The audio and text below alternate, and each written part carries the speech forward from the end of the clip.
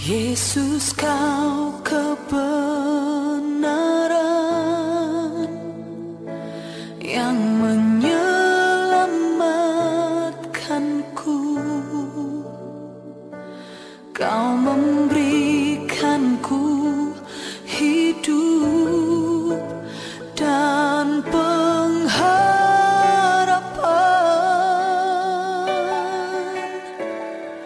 Ku ikut kehendak-Mu,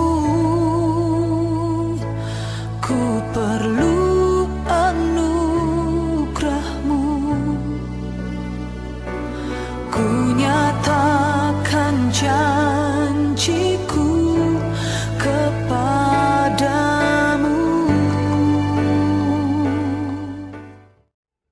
Shalom saudara-saudari yang saya kasihi dalam nama Tuhan Yesus. Senang sekali bisa bertemu kembali dalam program Sapaan Teduh di pagi hari ini. Sebelum kita memulai renungan kita, mari kita siapkan hati, kita berdoa. Allah Bapa yang kami kasihi, di dalam nama Yesus Kristus, kami bersyukur di pagi hari ini Tuhan telah membangunkan kami. Dan sebelum kami memulai hari kami mohon Tuhan yang memberikan firman-Mu bagi kami, yang menjadi penuntun dalam kehidupan kami. Ini doa kami, dalam nama Yesus kami berdoa. Amin. Saudara yang saya kasih, dalam nama Tuhan Yesus Kristus, bahan renungan kita terambil dari kitab Galatia 5 ayat 13. Saya akan bacakan kepada kita.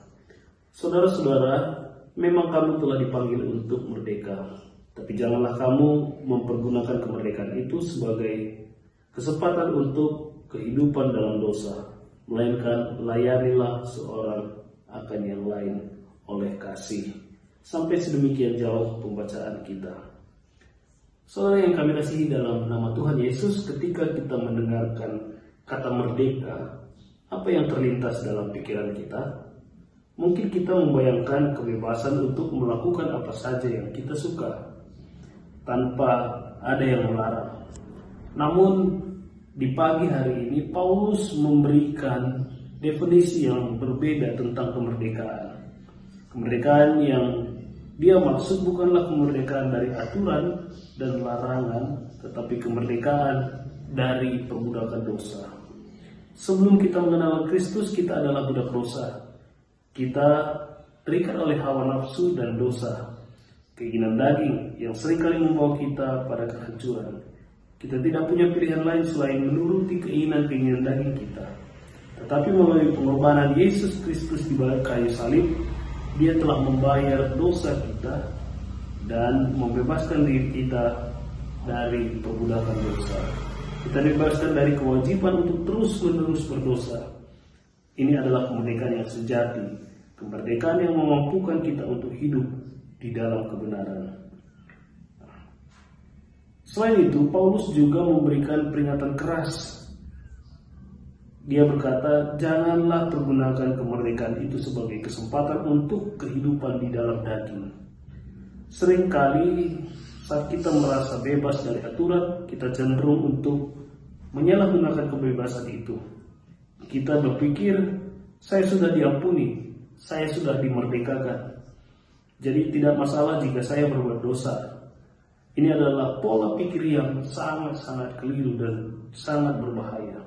Jika kita menggunakan kemerdekaan itu sebagai alasan untuk kembali kepada dosa, misalnya membuat sikap iri hati, marah, berkata kotor, melakukan hal-hal yang tidak memuliakan Tuhan, kita tidak benar-benar merdeka. Sebaliknya kita justru kembali menjadi budak nafsu kita sendiri. Kemerdekaan dari Kristus bukanlah lisensi untuk berbuat dosa, melainkan itu adalah anugerah yang memampukan kita untuk memilih hidup yang lebih baik, hidup yang berkenan di hadapannya. Lantas, jika kemerdekaan itu bukan untuk kehidupan daging kita, maka untuk apa kemerdekaan yang telah diberikan oleh Kristus? Paulus memberikan jawaban yang indah, melainkan layanilah seorang yang akan yang lain oleh kasih. Jadi dapat disimpulkan, maka tujuan dari kita dimerdekakan adalah untuk melayani sesama kita manusia. Bayangkan sebuah mobil yang baru saja dibebaskan dari rem tangan.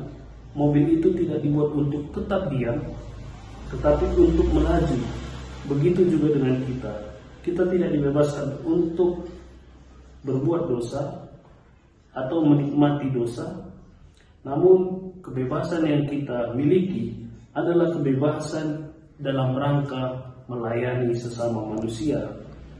Misalnya, kita mendoakan teman yang sedang sakit, mendengarkan curahan hati dari sesama teman kita, membantu pekerjaan rumah tangga tanpa yang diminta, memberikan senyuman dan kata-kata yang indah yang dapat mengobati sesama kita manusia.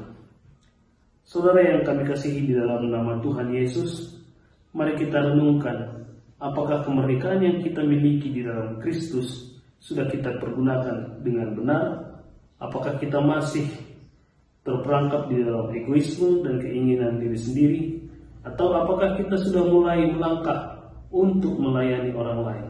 Mari kita tinggalkan kehidupan hanya berpusat pada diri sendiri. Pilihlah untuk mempergunakan kemerdekaan yang Tuhan telah berikan untuk menjadi berkat bagi orang lain. Karena sesungguhnya kemerdekaan yang sejati itu ditemukan bukan saat kita melakukan apa yang kita mau, tapi pada saat kita menggunakan hidup kita untuk melayani dan mengasihi orang lain. Sampai sebagian jauh firman yang kita dengarkan hari ini. Mari kita bersatu dalam doa.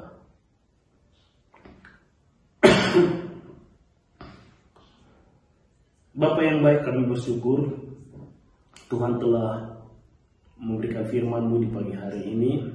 Biarlah tuntunan kasih-Mu yang memberkati kami sehingga kami dimampukan untuk memaknai dan melakukan firman Tuhan. Kami juga berdoa buat anak-anak Tuhan yang berada di Runggut, Pontianak, Pos PI Sintang, Skadau, Singkawang, dan Ketapang. Tuhan, kami bersyukur Tuhan telah melawat anak-anak-Mu yang ada di Pontianak. Tuhan berkati mereka dalam setiap langkah, dalam setiap pelayanan, dan kehidupan mereka sehari-hari. Biarlah semuanya itu menjadi berkat bagi kemuliaan nama Tuhan.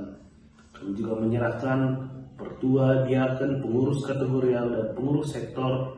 Demikian juga dengan pendeta, vikaris, dan detaser yang Tuhan telah tempatkan di tempat itu. Tuhan berkati mereka satu persatu. Biarlah melalui pelayanan mereka banyak jiwa-jiwa yang dimenangkan. Ini doa kami ya Tuhan, kami berdoa dalam nama Yesus yang telah mengajar kami berdoa. Bapa kami yang ada di surga, dikuduskanlah nama-Mu. Datanglah kerajaan-Mu, jadilah kehendak-Mu di bumi seperti di surga.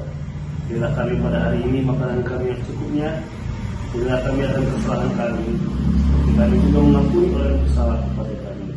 Dan janganlah membawa kami ke dalam pencobaan, tapi bebaskanlah kami dari antara orang yang jahat.